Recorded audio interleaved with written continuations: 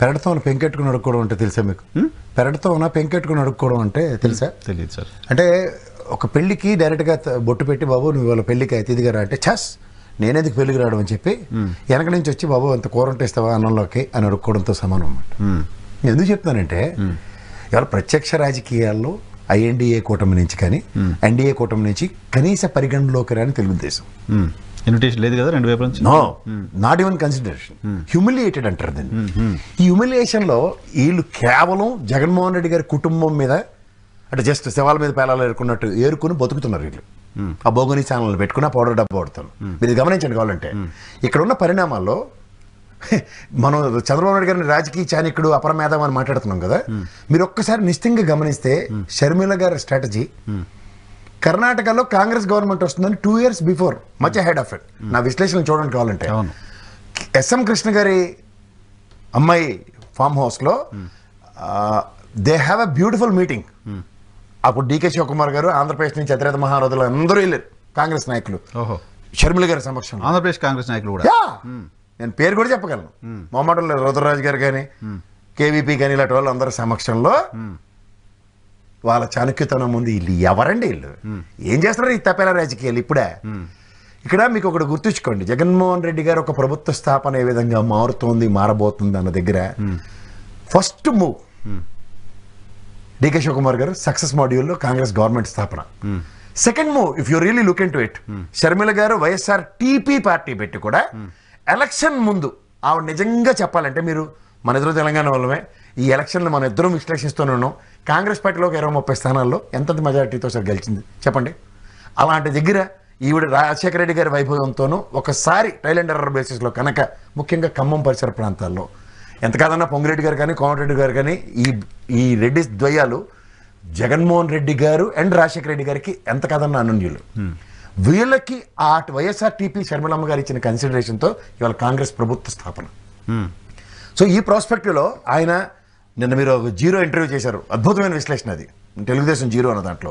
మీరు దాంట్లో కనుక ఆవిష్కరించుకుని చూసుకోగలిగితే 11 స్థానాలు ప్రభావితం చేస్తూ దేశంలో ఉన్న టాప్ 4 పార్టీస్లో రాజ్యసభను శాసించే స్థాయిలో ఉన్న వైఎస్ఆర్సీపీకి అయితే కాంగ్రెస్ ఆర్ బీజేపీకి ఇద్దరికీ అవసరమే ఉంది.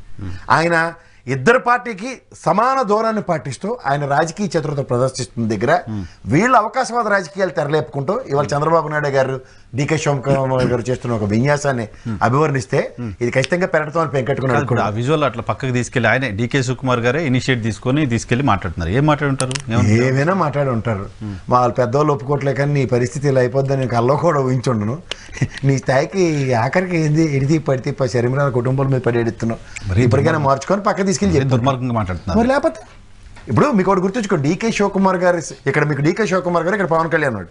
పవన్ కళ్యాణ్ ఎన్డీఏలో చేర్చడానికి ఇండైరెక్ట్ తడక రాయబారం రాజకీయాలు చేస్తుంటే డీకే శివకుమార్ అలా రాజకీయాలు చేయడానికి ఏమైనా ఉపయోగపడతారా? కాంగ్రెస్లోకి తీసుకునే ఆలోచనలో కాంగ్రెస్ పార్టీ ఉందా? సరే ఎవరండి అసలు? నేను మళ్ళీ మీకు చెప్తున్నాను, అక్కడ అమిత్ షా గారికి నరేంద్ర మోడీ గారికి లాంటి వ్యక్తులకే నడ్డా గారి లాంటి స్థాయి కలిగిన వ్యక్తులకే the doesn't bother about Telugu Desam Chandrababu Naidu అన్న దగ్గర ఈ పవన్ కళ్యాణ్ లాంటి మీద చూడండి కొన ప్రాణంలో తులసి నీళ్ళు పోసిన మీద ఆశ పట్టుకున్నట్టుగా ఉంది. అది బీజేపీని టీడీపీ పట్టించుకోవట్లేదు. కాంగ్రెస్ కూడా కన్సిడర్ చేయలేదు. బీజేపీని టీడీపీ పట్టించుకోవట్లేదు. అలా కాదు కానీ ఇంకో మాట సరే, బీజేపీని కూటమిలో తెచ్చుకోవాలని ఆలోచన టీడీపీ చేయట్లేదు. వాళ్ళు టీడీపీ కొంతమంది నాయకులు మాట్లాడే మాట ముందోట వాళ్ళని గెలిచాడు మన వీళ్ళ నాయకత్వాలు 42,000 బట్టి ఏళ్ళ చెల్లా భరిస్తున్నాం కానీ వీళ్ళకి నాయకత్వ పట్టుత్వాలు ఇవన్నీ బాగా తెలుసు కానీ సార్. ఇప్పుడు మీకు ఒక విషయం మీకు చెప్తా, ఇక్కడ ఏంటంటే 2 పడవల ప్రయాణం, ఈ దిక్సూచి లేని ప్రయాణం గురించి తెలుసు కానీ 2 పడవల ప్రయాణం తెలంగాణ లాంటి ప్రాంతంలో పుట్టి మునిగిపోయిన తర్వాత కూడా ఇంకా అవగతం కాకపోతే ఇలాంటి చాలా కఠోర రాజకీయాలు ఉంటాయి. మీకు ఇవాళ నేను మళ్ళీ చెప్తున్నాను సార్, ఒక మాట చెప్తున్నా, కాంగ్రెస్ పార్టీ అనే మనోభావాలకి ఆమాడు దూరంలో ఉన్న BJP and in the same scenario Pawan Kalyan కూడా ఎట్టి పరిస్థితులు ఎలా ఉన్న సిచ్యువేషన్ మనకు తెలుసు. ఇక్కడ ఇలాంటి సైంధవ రాజకీయాలకి తెరలేపుతుంటే పవన్ కళ్యాణ్ లాంటి వ్యక్తికి ఫ్రిక్షన్ క్రియేట్ చేయడమే కదా ఇండైరెక్ట్ వే ఆఫ్. కాదు, నేనేమనుకున్నా అంటే షర్మిల గారిని తెలంగాణలో పాపం కంటెస్ట్ చేయించాలనుకున్నారు శివకుమార్ గారు, ఆమెకు రాజ్యసభ ఇప్పించాలో వాట్ ఎవర్ ఇట్ ఈస్, ఆమె పట్ల డీకే శివకుమార్ గారికి కన్సర్న్ ఉంది. No no no no no sir, మీకు పట్ల కన్సర్న్ ఉంటుంది సార్. కాంగ్రెస్ పార్టీ ఒక వసుదేక కుటుంబం లాంటిది సార్, కష్టమో నిష్ఠూరం. మొన్న రీసెంట్ పాస్ట్ లో వాళ్ళు ఇచ్చిన పిలుపు చూసారా, పాత వాళ్ళు మళ్ళీ పునరుత్తేజం తెచ్చుకుని కాంగ్రెస్ పార్టీకి వస్తే we are nothing of that water అనే విషయం ఉన్న దగ్గర ఇలాంటి వ్యక్తుల మధ్యలో ఇది సైంధవ రాజకీయాలు ఏంటి? షర్మిల గారు అనే ప్రాస్పెక్టివ్ కనుక కాంగ్రెస్ పార్టీ నుంచి వస్తే ఆటోమేటిక్గా డీకే శివకుమార్ గారు వాళ్ళ పార్టీ మనిషి అయిపోతారు కదా. ఆబ్వియస్గా ఇప్పుడు వాళ్ళు ఎంత కాదన్నా సామ్రాజ్యాలు స్థాపించుకున్న జగన్మోహన్ రెడ్డి గారి కుటుంబం సార్. ఇవాళ ఆయన ముఖ్యమంత్రిగా ఆంధ్రప్రదేశ్ రాజకీయాలు శాసిస్తున్నారు. ఇక్కడ ఆంధ్రప్రదేశ్లోనూ విభజితమైన తెలంగాణలోను కర్ణాటకలోనూ వాళ్ళకున్న ఆస్తులు పరిరక్షించుకునేది ఎవరు? రాజకీయ చతురత వాడకుండా వీళ్ళే చిన్నపిల్లల రాజకీయాలు చేసుకుని ఈ చిన్నపిల్లలతో to protect the properties political game ఆడుతున్నారు. ఎస్ ఆబ్వియస్గా ఇప్పుడు మనకు దేశంలో బీజేపీ కాకపోతే కాంగ్రెసే కదా, ఇంకేమైనా దిక్కేడిచిందా? కమ్యూనిస్ట్ పార్టీలు ఎప్పుడో చచ్చిపోయారు కదా, మూత ఎలాగ మనపు ఏం చచ్చిపోలేదులేండి. ఏం బతుకున్నారు మాకు తెలుసు కదా. కర్ణాటక కేరళలో తప్ప ఇంకెక్కడ కనుమరుగైపోయిన సిచ్యువేషన్లో వీళ్ళు ఇక్కడ జాతీయ స్థాయిలో శాసించేంత స్థాయి అంటే మళ్ళీ ఒకవేళ హైపోథికల్ ఈక్వేషన్స్లో కోయిలేషన్ గవర్నమెంట్లే కదా. అయితే బీజేపీకి లేదా కాంగ్రెస్కో కోయిలేషన్ గవర్నమెంట్ల కింద అవుతున్న తరుణంలో ప్రతి పార్టీ యొక్క ఆచ్ఛేదన కావాలి. లేదా అలా విపి సింగిల్ అవడం తీసుమార్కన్న దేశ రాజకీయాలను మలుపు తిప్పేద్దామన్నా వాళ్ళు కూడా కోయిలేషన్ గవర్నమెంట్లే కదా. కాదు నాకు ఇక్కడ ఇప్పుడు షర్మిల గారు వస్తున్నారా, ఆంధ్రప్రదేశ్కి వస్తున్నారా, పంపిస్తున్నారా? వినండి, పంపిస్తున్నారా? పౌడర్ డబ్బు చెప్పైతే వెళ్ళిపోతే నవ్వుతారు సార్. పంపిస్తున్నారా అని చంద్రబాబు నాయుడు గారు అడిగి ఉండొచ్చు. అవును వస్తే ఎలా ఉంటుందని శివకుమార్ గారు ఈయన సలహా అడిగి ఉండొచ్చు. ఈ డిస్కషన్ జరగడానికి పాసిబిలిటీ ఉందిగా. నాకు అలాంటి అంత సీన్ ఉండదు సార్. ఈయన కూడా దిక్కులేదు కానీ ఇంకా షర్మిల గారి గురించి మాట్లాడుకునే అంత ఇదంటే నవ్వుతారు, ఎవరన్నా నవ్విపోతారు. చంద్రబాబు నాయుడు గారు వాళ్ళిద్దరు కలిసి అక్కడ ఉన్నప్పుడు యానిమల్ సినిమా బాగుందా, సలార్లో ఫైట్లు బాగున్నాయి అని మాట్లాడుకోరుగా. ఇంకా అంతకన్నా ఇంకేముంటుంది? రాజకీయాలు తప్ప ఇంకేం మాట్లాడరుగా. నాకేమైనా ఛాన్స్ రాజకీయాలు మాట్లాడితే ఆంధ్రప్రదేశ్ రాజకీయాలు తప్ప ఇంకేం మాట్లాడడానికి ఛాన్స్ ఉంటుంది. ఇప్పుడు అవసరం అది. ఆల్రెడీ బిక్కుబిక్కులాడుకునే బీజేపీ ప్రసారం కోసం కింద మీద పడితే ఎప్పలు పడి చేస్తున్నారు. ఈ మూమెంట్లో ఇప్పుడు కాంగ్రెస్కి రాఫెల్ డీల్ ఇదే దరిద్రం కదా. ఈ బొమ్మ కానీ బీజేపీ చూసిందంటే ఈ బొమ్మ కానీ బొమ్మ తెరబడిపోతుంది. అది రాఫెల్ డీల్ ఇలా కోతాచలే బట్టి ఇన్ని చెప్పలు పడుతున్నారు. ఇప్పుడు ఆ సగం కోటి సుజనా చౌదరి సీఎం రమేష్ నమ్ముకుని చంద్రబాబు నాయుడు గారు ఇనిషియేషన్ కాదు చూడండి మీరు. ఆయన పల్లె కొట్టుకోవడానికి ఒకసారి నరేంద్ర మోడీ చెయ్యి గుంజుకొని కుర్చీలో కూర్చోబెట్టినప్పుడు ఒప్పుకున్నాడైతే మరి ఇదైతే ఇష్టమైతే ఇంగువతో సమానం అన్న రాజకీయాలు అయితే నాకు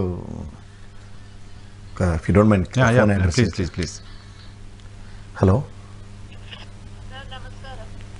చెప్పండి మేడం, నేను లైవ్లో ఉన్నాను. చెప్పండి ఏమైనా విషయం ఉందా? రైట్. సో అయితే మీటింగ్ సారాంశం ఏంటి? ఒక 2-3 లైన్లు చెప్పండి అంటే క్లోజ్ చేద్దాం. ఇందులో సారాంశం ఏం లేదండి. ఏమై ఉండొచ్చు సారాంశం నిజంగా ఉన్నది రేపు వ్యూహం సినిమా రిలీజ్ మీద సారాంశం ఉంది. దాంట్లో సారాంశం ఇంకా రాలేదుగా వర్మ గారిది. ఎందుకు రా సార్? వాళ్ళు ఇచ్చి జడ్జిమెంట్ ఎలా ఉండబోతుందంటే అర్ధరాత్రి ఎవరికి నిద్ర లేచి వెళ్ళి క్యాష్ పిటిషన్లు అటువి వీళ్ళకి అలవాటు అయిపోయింది కదా ఈ మధ్యన. బెయిల్ బదులు క్యాష్ పిటిషన్లు ఇలాంటి చిన్నపిల్లల ఆటలు ఎక్కువైపోయి చిన్నపిల్లడు ఇగోని జస్టిఫై చేయడానికి ఏదైనా అవకాశం ఉందా అని రాత్రి జుట్లు బీక్కునే కార్యక్రమం ఉన్నప్పుడు దానికి కూడా వెసులుబాటు తీర్పు వస్తుంది అనేది నా ప్రిడిక్షన్. అంటే వీళ్ళు మళ్ళీ కోర్టుకి కాదు అని కోర్టుకి వెళ్ళడానికి కూడా అవకాశం లేకుండా మిడ్ నైట్ వస్తుంది.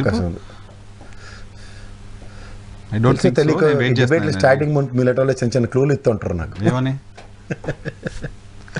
నేను క్లూలు ఇస్తాను, నేను చెక్ చేస్తున్నా ట్విట్టర్లో అదేమైనా ఉందో వచ్చి. నేను అదే నాకు ఒక అడ్వకేట్ మిత్రులు హైకోర్టు నుంచి ఫోన్ చేస్తే అందుకే ఫోన్ ఎత్తవలసి వచ్చింది. ఏమన్నా దీని మీద ఏమైనా డెవలప్మెంట్స్ చెప్పారేమో అని.